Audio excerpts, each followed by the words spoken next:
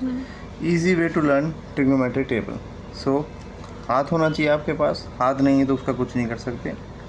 तो सीधा 10 लिखना है, उल्टा 10 लिखना है।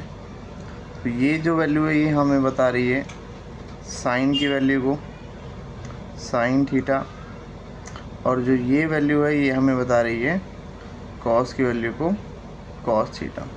तो इस तरह से सी एस लिख लो, ये सी और ये एस, ठीक है। ये जो फिंगर्स है हमको यहाँ पर जो है एंगल रिप्रेजेंट करेगी 0 डिग्री, 30 डिग्री, 45 डिग्री, 60 डिग्री, और यहाँ पर ये थंब हमें रिप्रेजेंट करेगा 90 डिग्री को। तो पहले ये दो फिंगर्स को याद रखना है, सीधा 10 उल्टा 10, सीधा 10 उल्टा 10।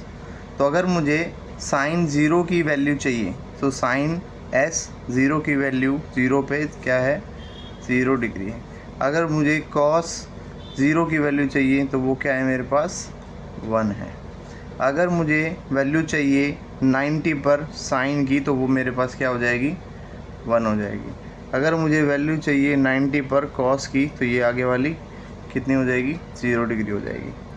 45 में याद करने की टेंशन नहीं है, दोनों वैल्यूज सेम है, 1/√2 1/√2, तो कोई इशू नहीं है। ये भी 1/√2, ये भी 1/√2 ही हो जाएगी।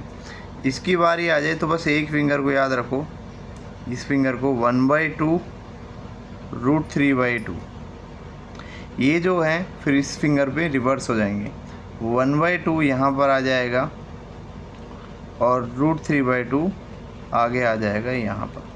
तो अगर मुझे अब वैल्यू चाहिए साइन 30 की वैल्यू चाहिए तो मैं इस फिंगर को लिखूँगा, साइन 30 पे मेरे पास वैल्यू कितना है, 1/2। अगर मुझे कॉस 30 की वैल्यू चाहिए वो कितनी हो जाएगी, √3/2। अगर मुझे वैल्यू चाहिए 60 डिग्री की, 60 की, साइन 60 की, तो ये वाली वैल्यू हो जाएगी √3/2। अगर मुझे वैल्यू चाहिए कॉस 60 की तो ये वाली वैल्यू हो जाएगी 1/2। इस तरह से पूरा टेबल आसानी से फिर बना सकते हो तुम। इजीली रिमेंबर करो, 2 से 3 बार इसको हाथ पर लिख करके मिटा लो, ऐसा हो जाएगा तीसरी बार में हाथ नहीं नंबर दिखाई देंगे।